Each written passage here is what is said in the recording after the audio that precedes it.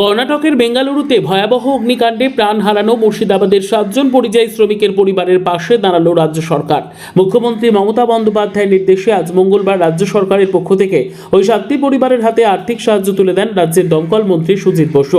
বহরমপুরে আয়োজিত এক অনুষ্ঠানে এই সাহায্য প্রদান করা হয়। উপস্থিত ছিলেন বহরমপুরের তৃণমূল সাংসদ ইউসুফ পাঠান, জেলাশাসক সহ অন্যান্য প্রশাসনিক আধিকারিকরা। এই প্রসঙ্গে মন্ত্রী সুজিত বসু বলেন, মুখ্যমন্ত্রী মমতা বন্দ্যোপাধ্যায় ব্যক্তিগতভাবে এই ঘটনা পর্যবেক্ষণ করছেন। আমরা শুধু টাকা নয়, পরিবারের পাশে থেকে সর্বতোভাবে সহায়তা করব। সাংসদ ইউসুফ পাঠান জানান, এই দুর্ভাগ্যজনক ঘটনায় আমরা গভীর শোক প্রকাশ করছি। রাজ্য সরকারের এই উদ্যোগ প্রমাণ করে পরিযায়ী শ্রমিকদের পাশে সবসময় আছে বাংলার সরকার। উল্লেখ্য, কয়েকদিন আগে বেঙ্গালুরুর একটি নির্মাণস্থলে অগ্নিকাণ্ডে প্রাণ হারান মুর্শিদাবাদের 7 জন শ্রমিক। ওই ঘটনার পরই মুখ্যমন্ত্রী প্রশাসনকে দ্রুত ব্যবস্থা নেওয়ার নির্দেশ দেন এবং ক্ষতিগ্রস্ত পরিবারগুলিকে সব রকম সহায়তার আশ্বাস দেন।